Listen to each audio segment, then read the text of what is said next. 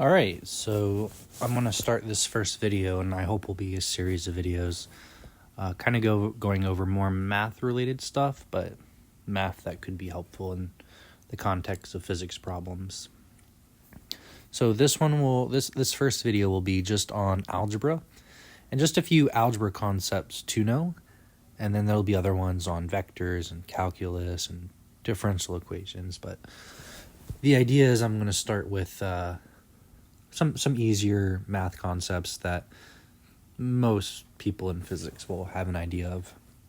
So let's start with f of x equals ax squared plus bx plus c, and that's all equal to 0. How do you find the value for x here? And the way we do this is just the quadratic formula. So the x, and we can only do this when this quadratic function, which we know because the highest power is 2, is equal to 0. And the equation for that is negative b plus or minus the square root of b squared minus 4ac, all divided by 2a.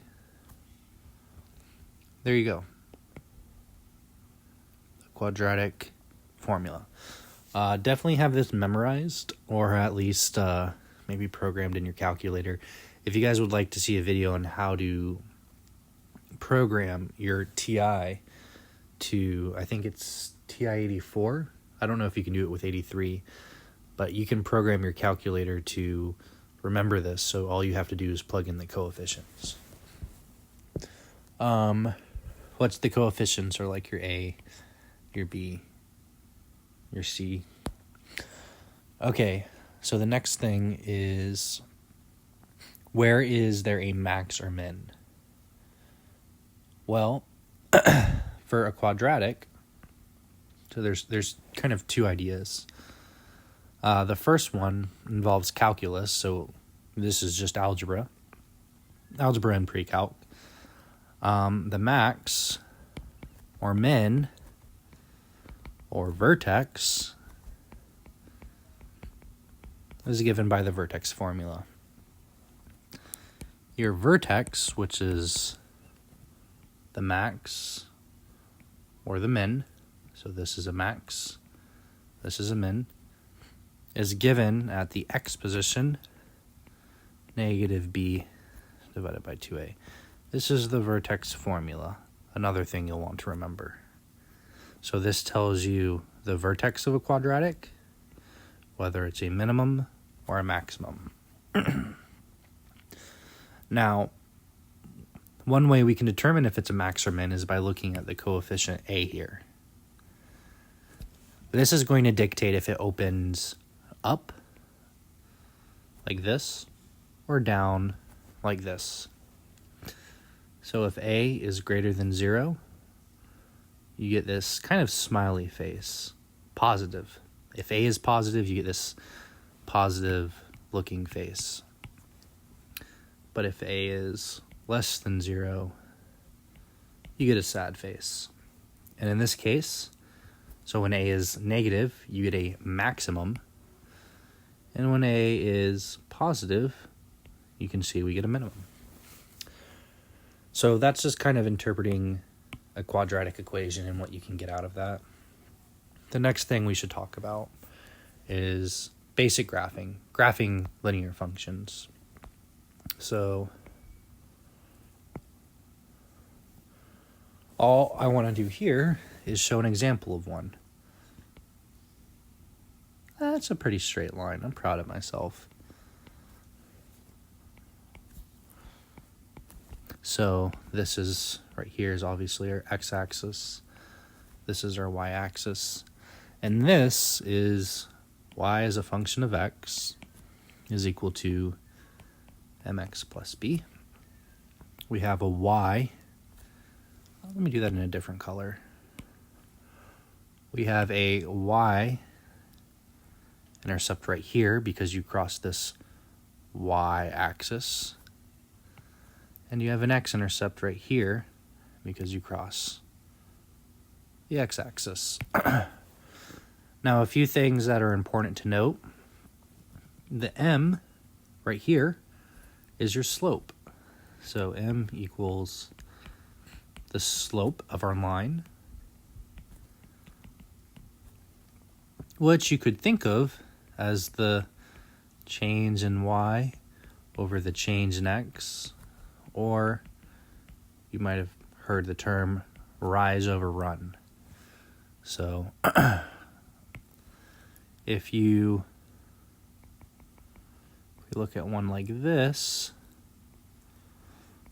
so from here to here, this horizontal component is your change in x, and this vertical component is your change in y. And that corresponds to our slope. The other thing that's worth noting, I wish I had more colors. We'll do this, I guess, is the b. What does the b represent?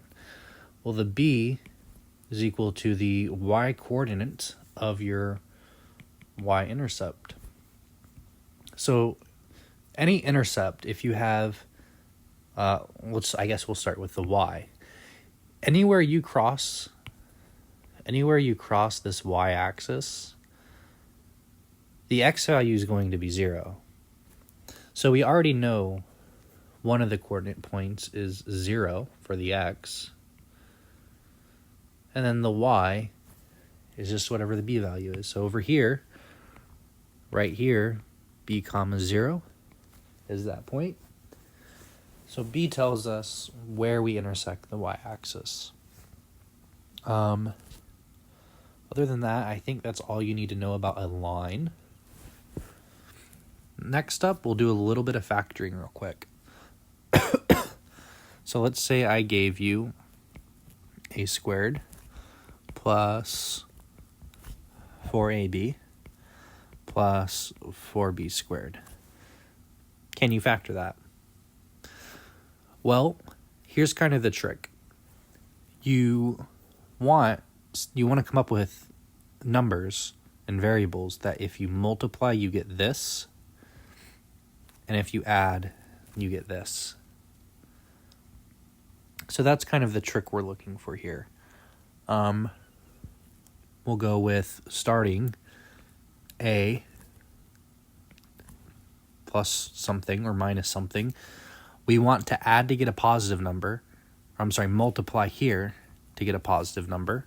So that tells us we need to either have positive and positive, or negative and negative, because there's no other way you could get a positive. You have to multiply by the same signs. And over here, we see it's a positive, so that tells us these signs are going to be positive. And the a is just coming from here, because we're going to have to multiply a times a. So we got that. Now we need something that multiplies to give us our 4b squared. And if we add it, we can get our 4ab. So let's try, how about 2b? Because 2b times 2b is 4b squared. Now we can always test this by foiling. A times a is a squared. A times 2b is 2ab. Plus, well, we just did that. That's the same thing. And we set it up so this would be 4b squared. These and these are like terms, and if we combine them, you just get 4ab plus 4b squared. And if we look here, we look back at what we started with, we see we got the exact same thing. So the reason why we did, I'll do a different color. The reason why we did everything below this orange line is just to verify that a squared plus 4ab plus 4b squared does factor to 2a plus 2b times a plus 2b. And it does, because we got the same thing. So this was just a method of checking. So that's factoring. That's going to be very, very important. And let's do one more. A squared minus 9b squared. So here we're going to have to take advantage of the difference of squares. We have a square and a square and a square. And there's a minus sign in between. Okay? So the way we do this is this will foil nicely to a squared. So we'll do a plus, imagine you're taking the square root of this. So if you took the square root of a squared, you get a. And if you took the square root of 9b squared, you get 3b. So we say plus 3b. And then times the exact same thing, except instead of a positive, we get a negative. And the reason we do that, I think, is pretty well demonstrated when we distribute and FOIL. A times a, there's our a squared minus 3ab. And look what we get here. Plus 3ab minus 9b squared. So these guys nicely cancel. We're left with a squared minus 9b squared. We checked. And this orange line, oops, moved on me. This orange line was just us verifying that a plus 3b times a minus 3b is correctly how we factor. If this comes out to something other than what we started with, if this does, that means we did something wrong. Maybe we distributed wrong, or maybe we factored wrong. So if you don't get that, then that's a sign to maybe double check your work. But we did, so we didn't do anything wrong, which means this is the correct answer for factoring. So this was just the first video. I just wanted to talk about a few concepts without going crazy. I have more to come. I think tomorrow I have vector algebra and then some calculus. So I'll make a little playlist of this. It's just kind of not random math. It's math that I think will be helpful in the context of physics, but they're kind of... the video series will be random, so hopefully it helps you guys out.